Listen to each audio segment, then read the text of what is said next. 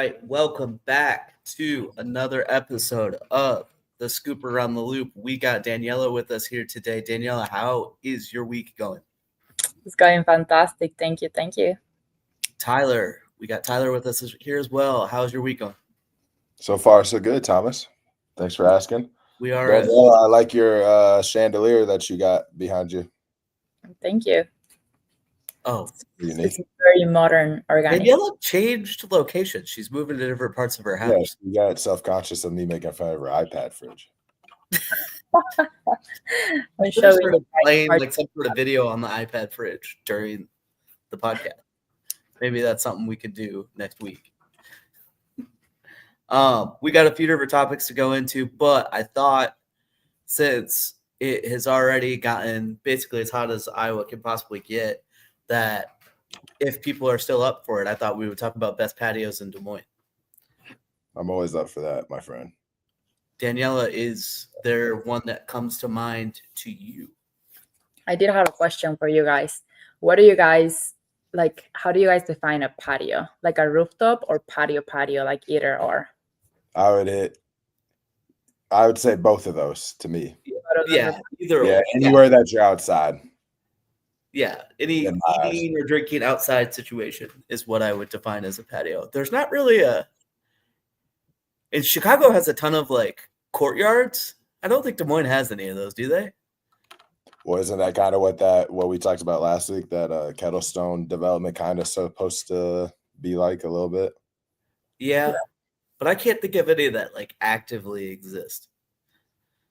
But that Des Moines beer garden thing that they do at the, but again, it's not really like a. Yeah, but why were you thinking of a rooftop? I was thinking of rooftops too, like the Republic. I love that one. But either or is one of my favorites right now. And I live a 2-minute drive away from there, and it's amazing. Yeah, either or is really nice, especially with a kid. Oh yeah. And I'm talking my parenting skills up. My kid's like well behaved, so like you can just let him go back there, and like every time you glance back at him, he's just like talking to himself.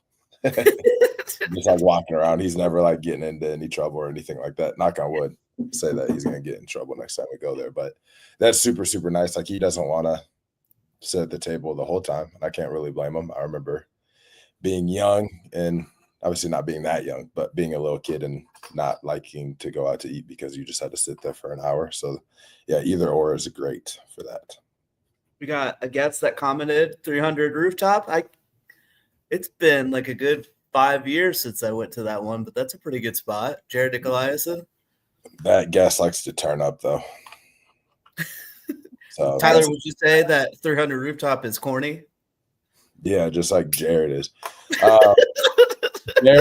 Jared Nicolaisen, 300 rooftop, and Tyrese Halliburton all have something in common. Tyler, what is your favorite patio or rooftop to go to? Either or is a very, very good pick. Again, the ambiance in there is really, really cool. Not obviously on the rooftop or the patio, but so that's a great pick. But I will go a different way and say I'm a big fan of the Beaver Tap Dam Pub combo because I love Beaverdale, but Beaver Tap has a patio. That's one of my favorite bars / restaurant, and the only downside of the patio is heavy cigarette smoke at the Dam Pub patio, but can't be too mad at it. That's just kind of the vibe. If you don't like that, then don't go to the Beaver Tap. But then the Dam Pub is nice because they have a little front patio, kind of like a courtyard thing. And then in the back, they have some seating, but they also have a rooftop that's really, really cool. There's no like coverage overhead on the rooftop. So in the summer when the sun is out, it can be beaming. But on the right day, it's very, very nice up there. And then you got to go another combo, Lua and Big Grove.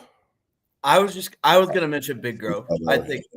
Yeah, both of those are very, very cool little, on the patio of Lua, you can look out and you see like the Come and Go building right there. And cool spots for both of those as well. I think Big Your Grove. spots. Big Grove isn't one I immediately think of in the summer because of their fire pits and stuff like that. I think it's really cool to go there like in the fall. But Big Grove's patio is really, really impressive. The one I was going to mention was either or. Smash Park has a cool outdoor area. Yeah. I think that theirs is really, really impressive. Wellman's in West Glen too. Their rooftop bar is really, really cool. Yeah, that's where I immediately thought of when Danny said rooftop. So that's why I didn't mention it. I feel like that's everyone's, but Big Grove is probably everyone's pick too, I guess, as I say that. Yeah. What are some G Migs off to the side of G Migs? That's always fun. And yeah, it's not G Migs did that remodel and they added their little patio area.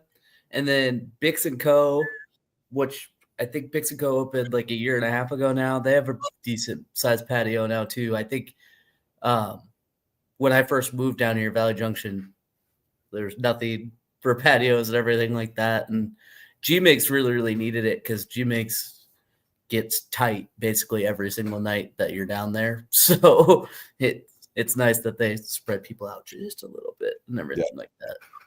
It's personally for me, it's too hot right now to go eat at a patio, but yeah, that's the nice thing about like a Big Grove and either or. I mean, it's like a completely covered patio, so you aren't in the sun. And either or and Big Grove both have those big garage doors, so you can still sit inside, but still kind of feel like you're outside too. So it's a little bit of a best of both worlds type situation. What do you guys think about Palos and Pines? Paws and Pines, yeah. And Pines. There you go. Yeah. What was the other one you mentioned? The Republic? Is that what you said, Danielle? Yeah, and Grant. On top of the AC hotel. Right. I don't know if I've ever been there.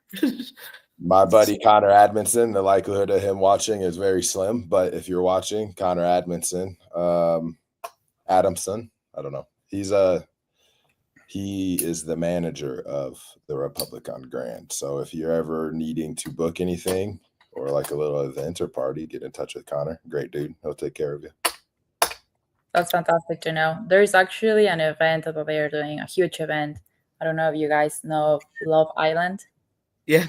They're actually having a party to watch the final episode of Love Island this Thursday coming up. It's going to be a huge deal. 100%. You like Love Island? I have known about Love Island. It's so much drama. I don't know what's going on with this season, but it's the most I've ever heard about Love Island, like ever. Like everyone I know is talking about this season. The people on there must be very attractive this year for this season. It is. My guess. Yes. Some of these local movie theaters need to tap into that because I bet they would get people to show up if they did a live screening of Love Island. Or like The Bachelor. Yeah. Tyler, we pushed back this episode. We're doing it on Friday instead of Thursday. And part of that reason is because you guys got 2 listings in 1 week and you guys have just been busy. Do you want to – this is the one that sold last night, isn't it? Do you want to talk about this condo listing even though you guys have already sold it? Yeah, let's talk about it. Yeah, so this one is just – what would it be? South of Hickman, in between Hickman and University, over by Sarpino's Pizza, the best pizza place in Clive. One of my favorite pizza places in all of Des Moines. Really nice condo, super well maintained, a nice little layout. Nothing too fancy, but this is just a perfect example of, a lot of the reasons why home ownership isn't for everyone is because of the maintenance and the upkeep that one has to perform on a home, especially a single family house. And some people just prefer apartment style living. It's just a little bit more simple. Admittingly, me and Hannah talk about the apartment we lived in together. And I think it has a lot to do with life back then was just much more simple, I guess, maybe. But there is something to kind of miss or like about apartment style living. So if that's an option or a place like this is a great option for you, relatively low HOA dues for the age of the place. This was a second floor. We got 2 good offers. One was obviously better than the other. So yeah, I think this is obviously it's sold, so it's not available anymore. But if you're someone that's after a condo again, or you're someone that's renting an apartment right now and you don't want to go buy a house because you like that apartment style living, we can definitely find you a high quality condo that kind of gets you the things that you like about apartment style living, but then also allows you to make customizations and start building equity in it. You know, you see in these pictures there, like they have an accent wall in the bedroom. They painted the house in the different colors that they like. They did different things to the kitchen cabinets and that type of thing. And obviously in an apartment, you can't do that. But when you own your apartment or your condo, you can do that. When we first got kind of the word that this is the address, these are past clients of ours that sold this, but I kind of knew where they lived, but I didn't know the address. I got excited because I used to work at Sarpino's delivering pizza. And there was this dude that lived in this building. I don't know if he still lives there, that would order pizza all the time. He would just order like, you know, a medium pepperoni pizza or something very basic like that a couple of times a week. And like in this picture, you can see Sarpino's at like those buildings, just like on the other side from these condos. And he would always order it and he would give like a $10 tip. So I would literally have to drive basically through the parking lot to go get a $10 tip. So shout out to that guy that used to live in these condos and order Sarpino's pizza back in the day. I love delivering to him. It was very nice.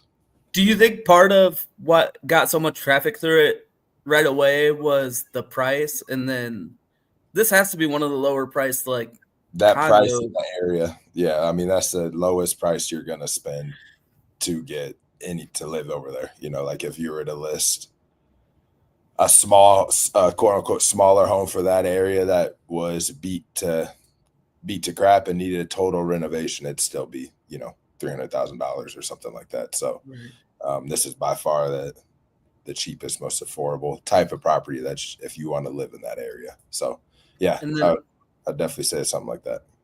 I also wanted to give it a shout out to you guys because I don't know, for a condo, I really don't know how many listing agents would invest in drone photos for this.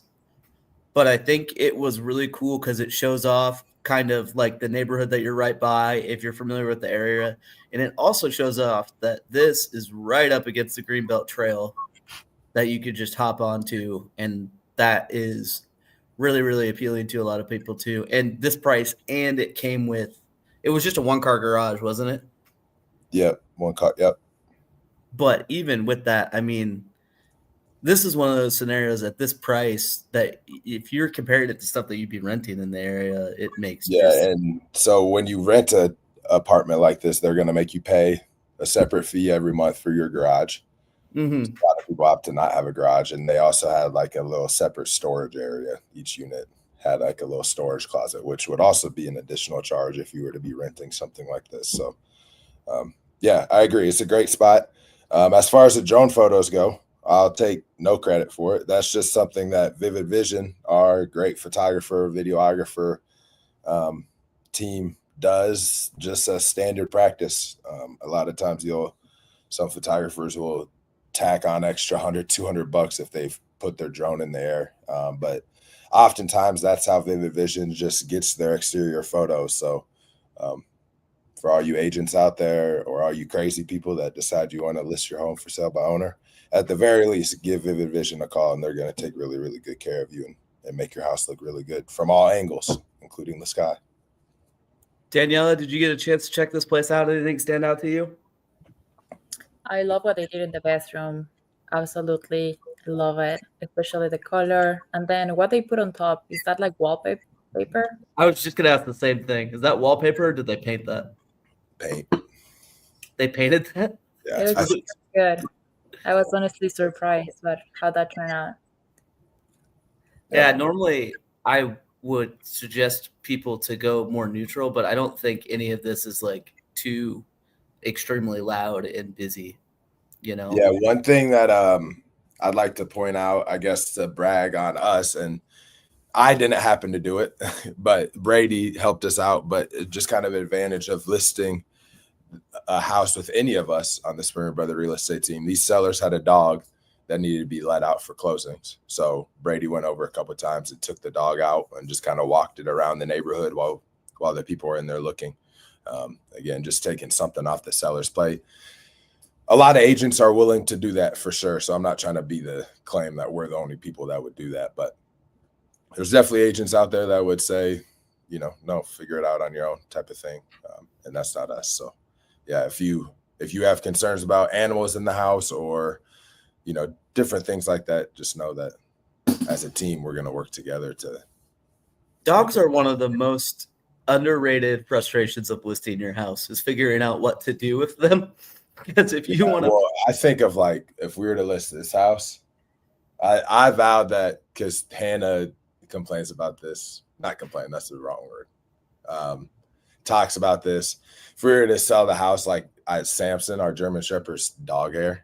So I vowed that we'll never sell a house that we're like living in for that reason, just because of dog hair. And like before I hopped on here, I ran the vacuum all over the main level for the second time today to pick up dog hair. That'd be my, with dogs, is just depending on the dog, just making sure it stays clean. Yeah, stay clean, and just what do you do with them during showings? And because I love dogs, but some owners will just leave their dogs in a kennel during showings, and it is extremely distracting because sometimes scary. It can be scary. Or I've had one that they show the house and there's like, the dog's going to be in the backyard if that's not a big deal. And I'm like, what if we want to look at the backyard? It's just, so shout out to Brady for getting the steps in and walking that dog. So, and then you guys had another one listed. Yeah, you want to take the lead on Spring Street here? I love the name of the street. Let's start with that. Yeah, it's a great street for the Springer Brothers to list a house on.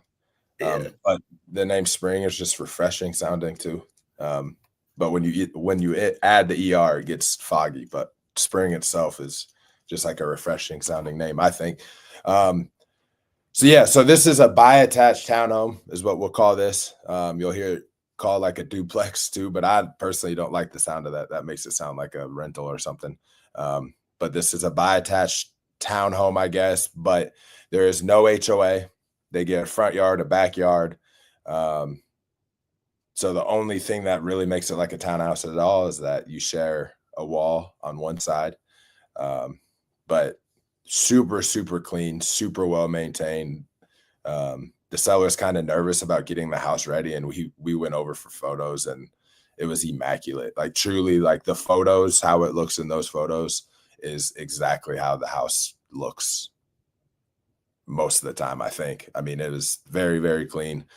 Usually we offer our cleaner to go over there and clean listings before we list. And he said we didn't need to do that because it was going to be clean, and he wasn't lying. So that's really, really nice. It really is move-in ready. It's got that finished basement, big living area. There's a bedroom in the corner of that bottom left photo with the full bathroom. So there's three full bathrooms in there. And yeah, like I said, it's a kind of like a townhome, but it has a backyard and there's no HOA dues. So yeah, and it's Northeast Ankeny, kind of. It's Otter Creek Golf Course to the west of that, and to the west of the new Costco. And that's where all the new things are going to be happening in Ankeny over the next 10, 15, 20 years. So a good chance to, in 10 years, this is going to be like close to the middle of Ankeny, I think. 15 years maybe. So this kind of admittingly kind of further up there for some people, depending on other stuff they do in life and where their work is. But eventually this will be right in the middle of Ankeny, I think. And you're still close to a lot of like your necessities, so to speak, too, like where it's at now. I mean, you're 7-minute drive to Costco, and you made sure to put that in the listing description. I'm sure you're close to a ton of Griffith grocery stores. You are 3 minutes from Sir Abba's house. If you want to get jealous, you can just pull out the driveway and go drive by his massive estate. And this guy's an Iowa State fan. You're like 20 minutes from Ames from this spot. 25. It's crazy once how far Ankeny is getting north that you just start getting closer and closer to Ames. Yeah. With the no HOA, how does exterior work on this one? I'm sure that's a question a lot of people are going to be asking. Yeah. So, and admittingly, that's where I could see some trickiness popping up eventually. If you need a full roof replacement, you're going to need to coordinate with your neighbor. And same with like siding and things like that. Owners are responsible for their lawn care. So it's really literally like a single family house. The only thing that would come up is if you ever need like a total roof replacement, you're going to have to coordinate that with your neighbor. Total siding replacement. I would think siding would be maybe a little bit easier to coordinate or figure out. But obviously you're not wanting this building to have two different types of sidings and stuff like that. So there's definitely some coordination there. And there's no way you could just replace half of a roof. So yeah, well, yeah. If you want to do it well, at least. Yeah, and the only thing I would wonder is there'd have to be a way to figure it out. Just as far as home insurance, like going out to look at the roof, and coordinating both of the home insurances at once, getting the roof repaired, split evenly. That would be something to figure out. But I've sold a townhome development similar to this, and so far all of those types of issues have been pretty easy for that homeowner to figure out. So yeah, and I think that was kind of that coordination was kind of thought of mine. But I think one thing to think about is your neighbor who bought in the same development community also probably had some of those same concerns. So you would like to think that mostly everyone in the development is kind of on the same wavelength and willing and able to kind of work things out with their neighbors, because they also knew what they were signing up for, If you were going to be a super stingy penny pincher and wait until you literally had a hole in your roof, then to replace it, then you probably wouldn't have bought the place next door, Right.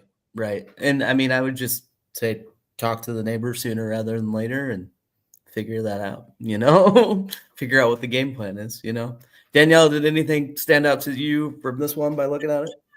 Yes, I absolutely love this one. The appliances of this one, if you look at the fridge, it's a little bit higher end appliances. And also the reason why we bought our house, it was because we needed a fence. In West Des Moines at the moment, there was no buy attached. I learned that word today. Houses in the market. So that's why we bought this house, because we needed a fence. And these townhouse basically allow you to put a fence, which is fantastic. I feel like there's not a lot of I'm also kind of just realizing, sorry to cut you off, from this picture, you can see like a shed in the backyard too of the neighbor's house. So again, in townhomes, you obviously aren't able to put up a shed and stuff like that. So yeah, that backyard, the fenced-in backyard is really nice. Once again, Vivid Vision Media taking a nice drone photo to show off different parts of the neighborhood. Also, with the way the street is set up, there's probably zero through traffic. Am I correct on that too? Because if someone's driving through you'll know if someone's being weird. Very which is kind of an underrated thing. I love where I live, but I wish I would have thought about that a little bit more. How many people drive up and down Fifth Street? All right, let's talk about buyer representation agreements. Because I saw this interesting story on Reddit the other day. This person was planning on going to an open house, and they were greeted by a real estate agent that asked if the person had an agent, and then when told that they did not, this agent requested that they show they sign a buyer representation agreement before entering the open house. Let's just go with what are your thoughts when you see something like this? And I guess let's take a step back. Let's clarify, Daniela, what is a buyer representation agreement and why does it exist?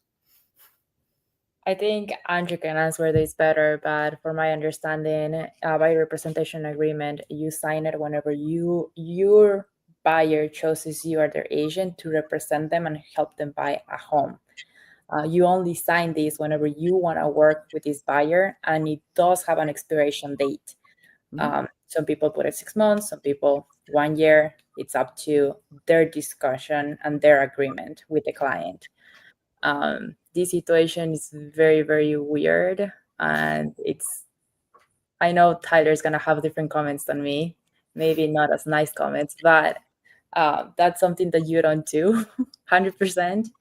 And I feel like this agent was just trying to take advantage of the buyers, of people trying to look at houses. And they were taking advantage. So do you have to sign a buyer's representation agreement to go to an open house? Absolutely not. You do not. Okay.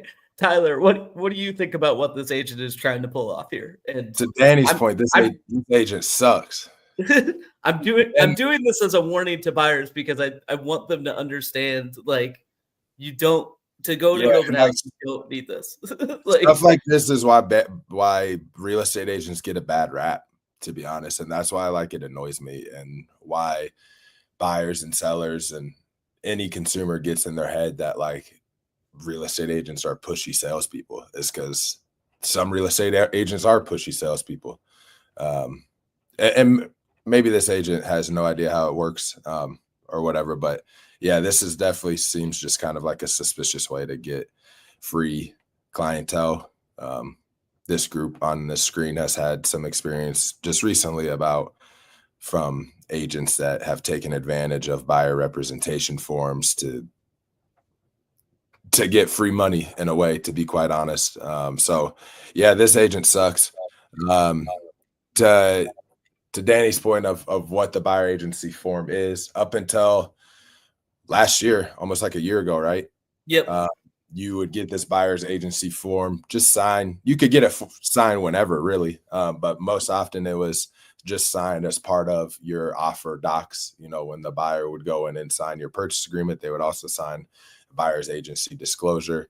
And the disclosure, in short, outlines me as the buyer's agent's duty to you as the buyer, my relationship with Remax Precision, Remax Precision's relationship with me, Remax Precision's relationship with the buyer. And then the main thing, it outlines how we get paid, which most often the seller of a home is willing to pay a buyer's agent because that increases the eyeballs that get on their house. But in theory, it's all negotiable and things like that. So this buyer's agency agreement outlines all that. And I do get it why they require it to be signed up front.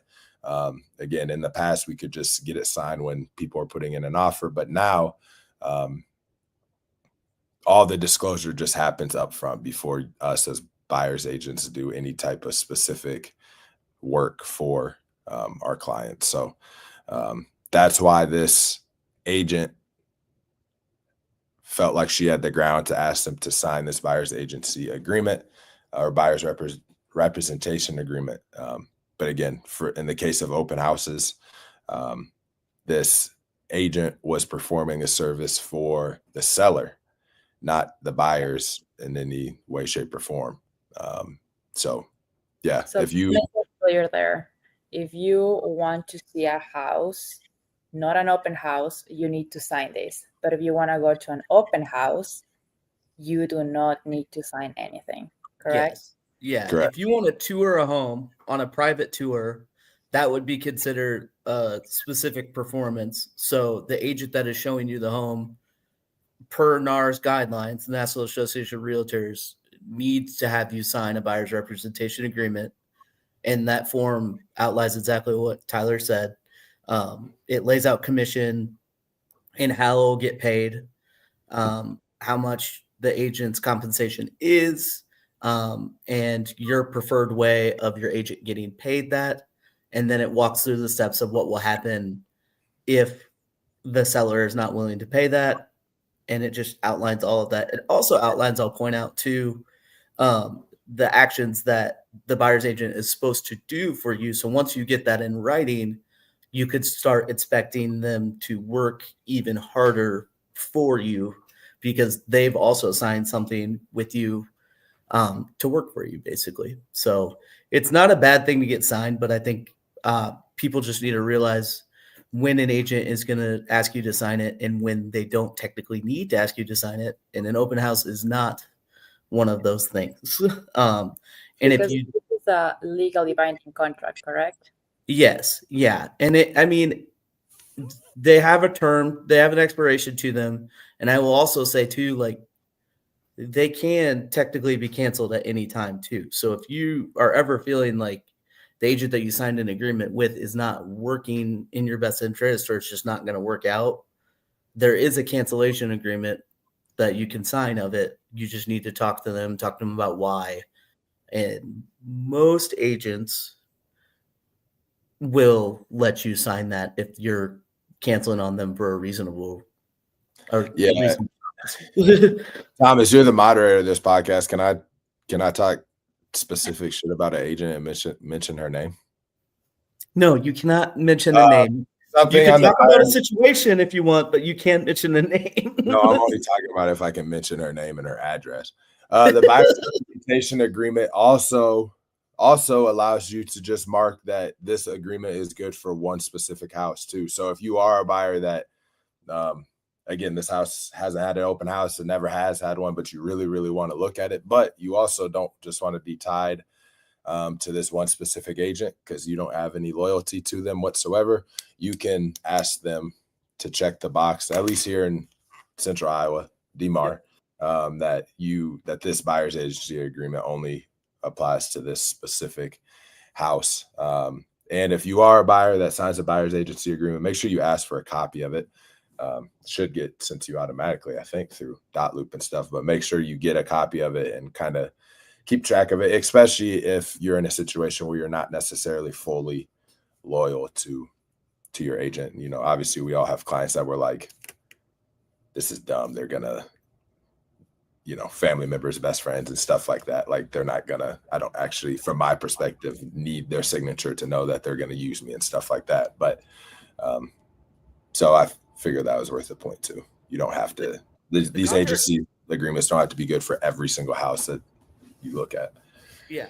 And I will also say too, on your point, Tyler, there are parts in the contract too where you can exclude certain properties too. So like if you're wanting to use an agent to go look at houses, but like my aunt might be selling her personal house coming up soon, and you kind of have an end to offer on that private sale, you can tell them that and exclude that property.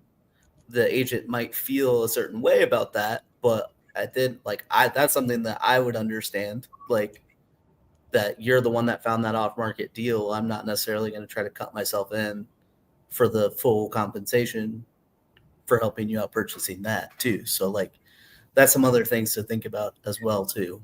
So yeah. And as far as now that we're kind of like a year and a month, wasn't it June 1st last I believe year? so. Yeah. Now that we're a year of remove from it, admittingly, like when this was first announced that this was happening, like I was like, oh gosh, I'm gonna have to go coach basketball again or something to make some money. But like a year removed from it, like this has had almost close to zero impact on like actual business and how we conduct things. The only thing is this is just a step that you do at the beginning of working with a buyer instead of at the very end. So I just say that it's kind of funny thinking back to how much we thought this is or how much I thought this was gonna change my business, and it has caused zero issues. Really, honestly, part of me kind of likes it because it allows me to have an opportunity to talk to more openly about how we get paid, and just kind of have that conversation with people. Like, here's how it normally works. Here's some potential things that can happen. But like, just so you understand, like, I'm working for you and this is how I get paid. So like just having that conversation more openly, because I know it's never actually happened to me personally that I can think of, or maybe I just don't know about it. But I know plenty of agents that have started a relationship with people and ended up missing out on a deal because they met some other agent in an open house and wrote the offer with that agent and just didn't even know better about how real estate agents get paid. So it kind of opens up that conversation and gets me talking about it with people. So I actually kind of like it. So I agree. I love that you touched that point because you also are making a point of like why they implemented this. And another reason behind that I've heard other agents talking about it was like people jumping between agents quite a lot. And I feel like this implementation is gonna avoid that a little bit too. Yeah, because I mean, I kind of feel bad about my earlier transactions. I don't even know how many of my clients really understood that, one, I got paid at close, who was technically paying me. Because when I worked at Iowa Realty, I had multiple clients thought that I just got paid hourly from Iowa Realty. So it's nice to kind of clarify that. So Right. yeah, I pulled up some housing stats that I hope people think are interesting. At least I think it's interesting. It took me a little while to do this, so I hope we could get some value out of it. I basically went through Polk County, Dallas County, and Warren County, pulled all the zip codes, and then I got the stats for what the months of inventory is for each zip code for single family resale houses, just to get an idea of, one, what's the ranges of months of inventory that we're looking at, and is there any clear trends on what markets are hotter than other markets in kind of our Des Moines area. For people that don't know, months of inventory is a statistic that basically tells us, hey, if we were to get no more new listings starting today, how many months would it take for this particular area to sell out of their current inventory? So it ended up being 52 different zip codes between those three counties. And I just pulled the top 10 lowest months of inventory. So that would theoretically be the hottest markets. And I pulled the top 10 highest zip codes. So that would technically be the slowest markets. Here's where it gets kind of tricky. And we might, based on how this conversation goes, I might pull in some other statistics and maybe try to clear up the whole, is there a trend in what the hottest market is right now type of thing. It gets kind of tricky because when we're talking about some of these zip codes that have smaller towns in them, when you have smaller data sets, the variance starts to get higher. So what you notice here is the quote unquote hottest markets, there's a lot of small towns, and your quote unquote slowest markets, there is a lot of small towns. So I will say that, but I do think that there's some interesting things on here. Tyler, is there anything that jumps out to you right away? Downtown Des Moines, I think that just shows how many, I bet that is because of new construction, like townhomes and like Gray Station and stuff. Well, yeah, and it's single family, but what you're looking at for single family in downtown Des Moines, there's probably some really unique houses, and unique houses are typically harder to sell. So I think that is not Sherman Hills. Yeah, that's not too surprising. So they're probably fairly high priced too. The one that stood out to me, I was kind of surprised to see Urbandale got all the way into the 10 highest for months of inventory, because it's right by some other western suburbs that their months of inventory is closer to 3 or just under 3. 50266, which is West Des Moines, and 50265 were both like 2.8. So it was quite a bit of a difference. I don't know. Do either of you have any idea why Urbandale would be standing out as one that's slower? I have some type of idea, maybe. Like, I guess what part of Urbandale is 50323? Like the new part, I think of that's all new construction homes, and again, right. And this is just resale too. Yeah, that is interesting, given that it's just resale. I think there can be as well competing with the new construction that they're having in Urbandale, because there is a significant amount of construction in Urbandale. So they might be competing with resale with new construction, and people going maybe through new construction instead of resale. That's possible. And Yeah. even though I would bet that their median sales price is decently high for that, like compared to some other western suburbs and stuff like that too. And honestly, we already mentioned Ankeny because of our new listing too, but like it seems like, you know, the drive from Urbandale to Ankeny is not crazy. So if you're looking to be in Urbandale, you probably are most likely also kind of looking at Ankeny too. Yeah, it was another thought I had too was like older Urbandale is obviously feeds into like Urbandale community schools. I don't know how well Urbandale like school district is doing. Your compared to what it 503 used to be. 50323 would be the western side of Urbandale. So in If that you- case, some of my thought, at least from like personal experience of working with buyers, like if that newer Urbandale, there's not a ton of commercial development out there, you know. So like if you're kind of debate, that's all the same school district out that way. A lot of people I think kind of opt for stuff a little bit further south, maybe where there's a little bit closer to just gas stations and restaurants and things of that nature. So maybe that's why. Yeah. There's also probably, you know, like that there's like a $4 million house that got listed. Or close to $4 million house that got listed this week or last week that I think is the zip code. Yeah. You know, and so I think that specific zip code has some pretty high price homes that, like we've talked about, have just they sit much longer and maybe skewed it a little bit. But yeah, as we're talking about it, that is kind of interesting that that's made the top 10. Yeah. And then no shade to 50317, but this is kind of interesting. 50317, which is like northeast side of Des Moines, is the only one of these that was in top 10 as far as transactions per month and top 10 in lowest months of inventory.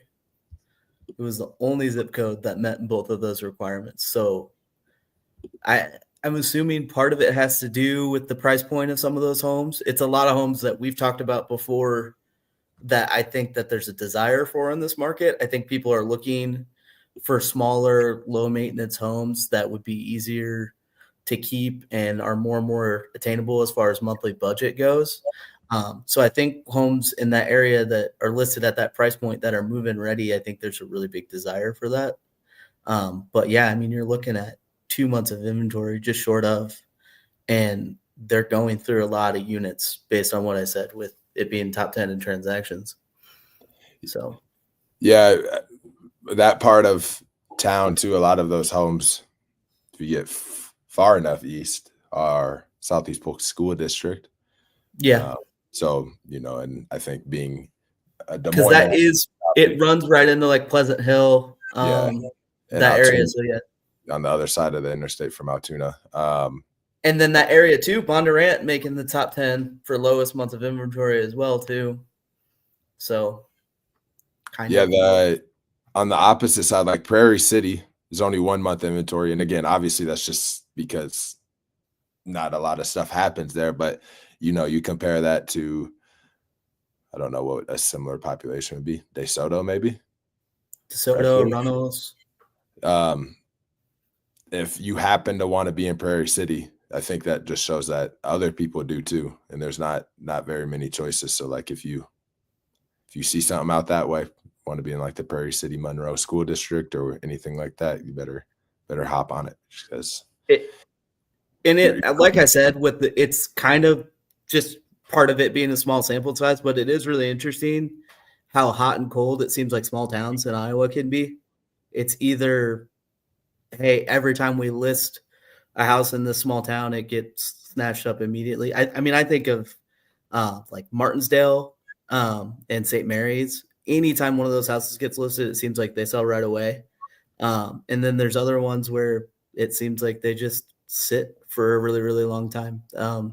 yeah, like Prole, for instance, like, I mean, That's kind of down there in that area, I suppose. But Yeah. Prohl is just north of Martinsdale. Isn't Prohl like? It's well, I mean, there's nothing in Prohl. It's Norwalk school districts for the whole part of it. Yeah, I think that's all Norwalk schools. But you're decently far out of Norwalk. Like, it's a little bit of a drive. You're a little isolated. And there's not really any, how am I going to describe this? There's nothing notable like land wise out there too. Like, there's nothing appealing about like the acreages that are out there or anything like that too. So it's just kind of part of that. So, because whereas Martinsdale, I mean, they got a few restaurants out there, they got a gas station, they got a bank, but it's still a very, very small town. And Martinsdale, you're right next to 92 there. You can get to the interstate really, really quickly. I feel like it's just really appealing to people. Yeah, I still think of Martinsdale for their baseball dynasty they had when I was growing up. You remember that? Their baseball dynasty built on poaching Norwalk kids and having them go to a smaller school. Isn't that crazy though? They win like 200 straight games or something wild. Maybe not that many, but 100 straight games like that.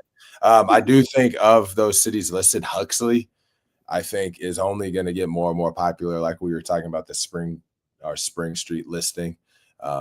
That's in between Ankeny and Ames. So as Ankeny continues to grow, and hopefully as Ames and the Iowa State Cyclones continue to grow and get better, Huxley will kind of, maybe when we're old and gray, kind of be like the new Ankeny.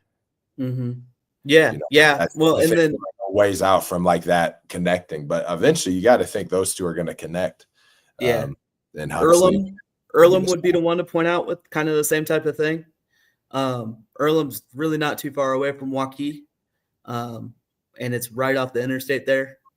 So, and they have a really, really good school district. I could see why people would want to be in Earlham too, if they're really, really looking for that small town type feel. We have a listing, an Adel address, but Earlham School land listing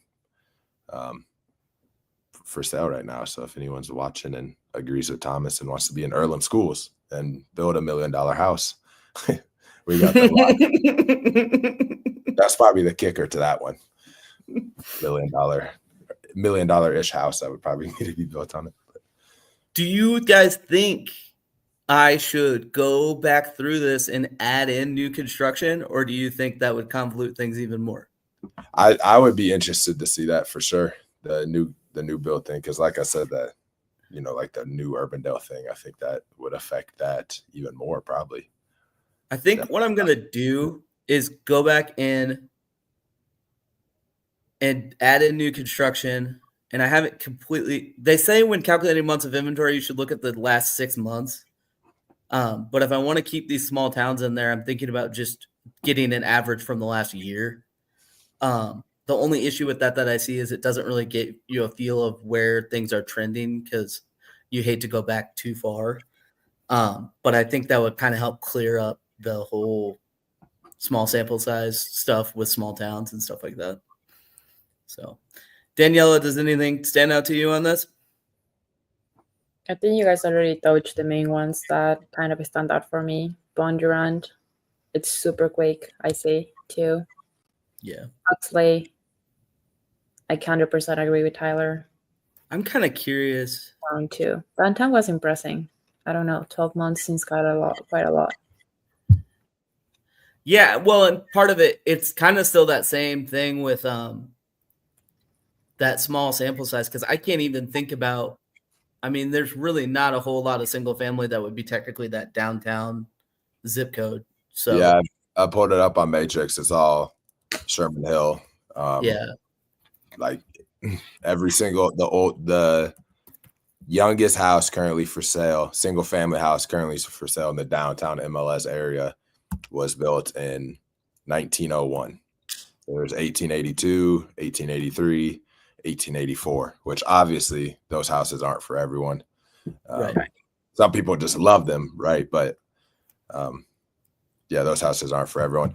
Do you guys think it's interesting? So Altoona, which is 5009, its months of inventory is 3.4, which puts it like 1.5 points above Bondurant. Does that kind of surprise you? Because I kind of just consider that all the same area. Or do you think people just like that little more homey feel of Bondurant better? Yeah, Altoona is kind of like Las Vegas. Some people aren't a fan of that, you know. Theme park, shopping. So some people don't like that sinful life, so they like to go up to Bondurant and get out of the sin. They're still within a 5-minute drive of Altoona, but they keep a little bit of a distance, is what you're saying. Yeah, I think something like that. I do have a lot of Bondurant clients, so shout out to all of you guys, and shout out to all my Altoona clients too. I like you guys. Daniela, you're obviously she's not new to the area, like brand new to the area, people, but she's much newer to the area than Thomas and I are. How have you been to most of these small towns yet? There's no reason why you need any of them unless you were showing a house. I have not been in a lot of small towns in Iowa, but I'm making an effort to kind of go and discover and see, because, you know, a lot of people, whenever they're coming to Des Moines or they're trying to look at houses in Des Moines, they are from these small towns. So I'm making an effort to get familiar with all the little towns. Yeah, like Madrid and Slater, I think are awesome little towns. We talked about Huxley and Bondurant, but like Madrid, shout out Bo Cousins. That's a really cool spot. He owns an ice cream spot up there that has access to the High Trestle Trail and things like that. Slater's awesome. That's right by Ames. I know when I'm rolling through Slater, I'm getting close to Jack Trice Stadium. So I love Slater a lot too. You know, some of these towns, they, like we talked about with Pearl, like there's literally nothing to them. That's just the house. I think Pearl might have one little tiny. They used to have a really nice breakfast restaurant, but it no longer exists. It closed up. But like Redfield, Runnels, Shelda, Lacona, and Woodward. I have never heard of them before. So Woodward is most famous for the Woodward Academy, which is a school for delinquents, basically. At-risk youth. Yeah, at-risk youth. There you go. And when I was working at Yes, I would have to drive out to Woodward and like transport kids from Woodward to Yes. So that's what I know Woodward for. But they have a nice little town there, Woodward Granger. So Granger is obviously much even closer to where we are. They share a school district, so that's kind of where I think Woodward plays into. And I've heard really good things about Woodward Granger School District. So if you want to be in that school district, Woodward is probably a little bit, when you're talking like price per square foot, a little bit cheaper than Granger. It's also a little bit further out than Granger. So, and then your Redfield, Runnels are all east side of Polk City, right off I-80. I see. Just smaller towns. I can't think of anything specific that they're known for, but smaller towns. And then your Lacona, Prohl, Milo are all southern part of Warren County. Yeah, Pleasantville. What I know Pleasantville for is that's where Marquis stores his RV. So he always talks about Pleasantville. I'm going down to Pleasantville to get my camper. That's what I know Pleasantville for. How do you guys pronounce number 8 in the highest zip codes? Sheldon. Sheldon. Sheldon. That's how I say it. I believe that's correct. I wasn't confident enough to say it first, but I believe that's correct. Yeah, Sheldon, I think. What other towns are kind of? Mingo is also very, very far on the east side of Polk County, right? Yeah. Mingo DeSoto, like that's basically Adel. So if you that's ADM is Adel, DeSoto, Minburn. So if you want to be in Altoona, again, same thing. I'd imagine if you can find a spot, and if there's that's kind of the interesting thing again, though, because so you have DeSoto and Madrid are on both different lists, but they're very, very close to each other. So it's just like I said with small towns, it can be weird. I wouldn't be surprised if I ran this in 3 months that they flip. So it just totally comes down to what has been listed in the last 6 months and how well did they sell. So, but I would think that it's 100% about inventory, what type of houses came to the market versus Yeah, how because I mean, are houses. some of these you're talking about in the last 6 months, there's been 3 or 4 sales, you know. So it really just depends on, was it a really nice house that got listed, or was it one that needed? Some of these smaller towns, like if an acreage gets listed, those things get snatched up real quick because someone that wants an acreage and can afford the price of a nice acreage, they want to be, still close to Des Moines. But like if it's for lack of a better term, a POS house that gets listed in some of these small towns, those are going to sit for a really long time because not very many people, investors, your return on your dollar in those smaller towns for like an investor to flip a shoddy house isn't really there. And then obviously people, they're not trying to renovate homes in small towns as often as they are like in inner city Des Moines. So it would need to be someone that specifically wants to live in that town for one reason or another. Like if they happen to work there, if they happen to have family there or something, if they're going to take on a flip property and stuff like that. So I'll add in new construction and we can tap back in and see if that changes things. And then maybe I'll think of some other things to possibly change up on this to try to get an idea of, is there a trend as far as certain areas of the Des Moines area being popular, for lack of a better term, right now. So otherwise, thank you guys for being on. Thank you to everyone that watched. In the description, you can click on our link tree and follow us tons of different ways. We need to get more reviews on Apple Podcasts. So if you do that, I will give you a shout out live on the episode and maybe something in the mail. So have a great day, guys. bye. Bye.